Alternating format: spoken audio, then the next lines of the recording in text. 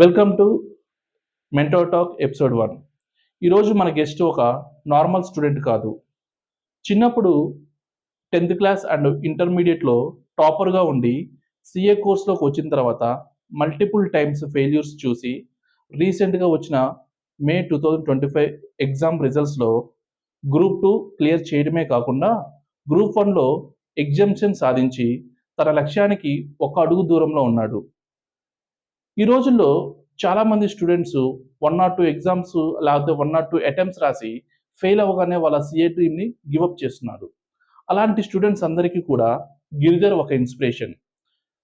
8 సార్లు CA finals fail అయ్యి కూడా తను తన సిఏ డ్రీమ్ని గివప్ చేయలేదు, ప్రయత్నించడం ఆపలేదు. ఏ రోజు కూడా అతను ఎగ్జామ్స్కి భయపడలేదు. The most inspirational part in his journey is, in spite of so many failures, he did not give up on his CA dream. ఈరోజు గిరిధర్ యొక్క సిఏ జర్నీ గురించి తన మాటల్లో తెలుసుకుందాం.